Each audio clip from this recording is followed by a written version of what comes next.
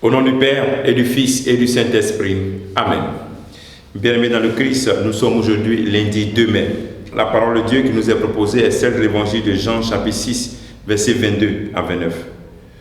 Viens en nous, Esprit Créateur, visite les âmes de tes fidèles, emplis la grâce dans les cœurs que tu as créés. Ô Seigneur, envoie ton Esprit et tout sera créé, et tu renouvelleras la face de la terre. Jésus avait rassasié 5000 hommes, et ses disciples l'avaient vu marcher sur la mer. Le lendemain, la foule restée sur l'autre rive se rendit compte qu'il n'y avait eu là qu'une seule barque, et que Jésus n'y était pas monté avec ses disciples, qui étaient partis sans lui. Cependant, d'autres barques venaient de Tibériade, étaient arrivées près de l'endroit où l'on avait mangé le pain.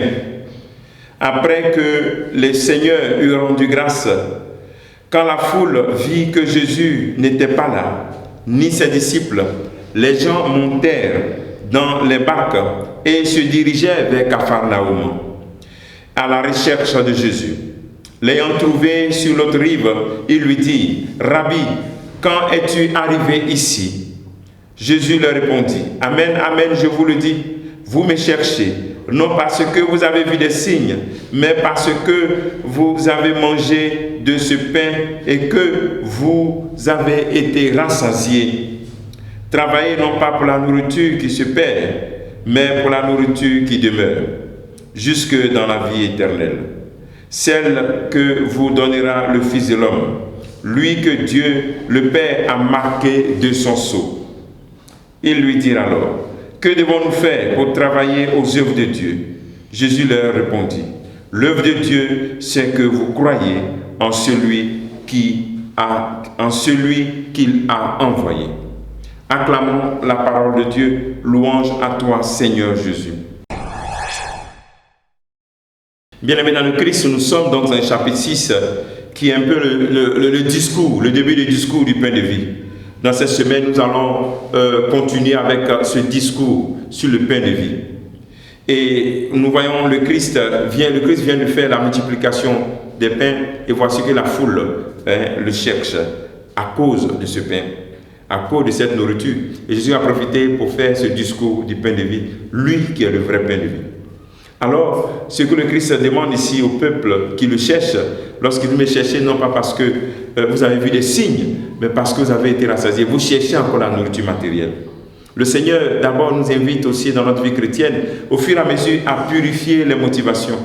Parce qu'ici, on se rend compte que ce peuple cherche Jésus-Christ. Nous aussi, nous arrivons de chercher Jésus-Christ dans notre vie, de chercher la présence de Jésus-Christ dans notre vie, de chercher sa main puissante dans notre vie. La question fondamentale qu'on a se poser, mais pourquoi je cherche cela? Ici, il cherche parce qu'il veut la nourriture qui nourrit le corps. Voilà les motivations. Il faut que nous purifions nos motivations pour chercher le Christ, non pas parce que nous voulons cette nourriture qui nourrit le corps, mais surtout nous voulons la nourriture qui nourrit le ciel. Il a dit cela, qu'il ne se limite pas à ce qu'il voit, sans voir. Il voit, mais il ne voit pas. Jésus les invite à aller en profondeur. Ce qu'ils ont vu, c'était un signe. Ce signe doit les pousser maintenant à croire en Jésus, à adhérer à l'œuvre de Dieu. Donc, de la même manière, quand nous aussi nous cherchons Jésus-Christ dans notre vie, quand nous cherchons sa main puissante, il faudrait que, avec les signes qu'il réalise dans la vie même des autres, même dans notre vie, ça doit nous pousser à croire davantage. Parce que les miracles sont possibles. Les miracles sont faciles.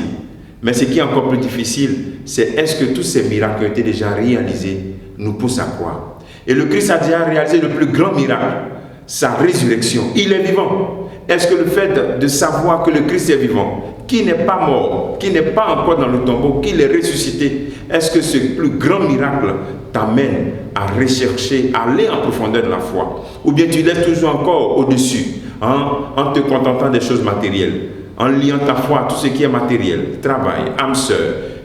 Voilà. Le Seigneur nous invite à faire un pas de l'avant, à aller en profondeur dans notre foi. Tout ce qui est réalisé comme miracle jusqu'à présent que tu connais, ils sont des signes pour que tu puisses croire et lui donner toute sa vie, toute ta vie. C'est ce que le Christ dit à la fin. L'œuvre de Dieu, c'est que vous croyez en celui qui l'a envoyé. Que le Seigneur nous donne la force en ce jour de réaliser son œuvre. Alors la question que tu peux te poser en ce jour, ou le travail que tu peux faire en ce jour, que fais-tu pour dire que tu fais l'œuvre de Dieu? Qu'est-ce que tu fais réellement pour dire que en vérité tu fais l'œuvre de Dieu? Que le Seigneur te bénisse, qu'il nous bénisse tous, au nom du Père et du Fils et du Saint-Esprit. Amen.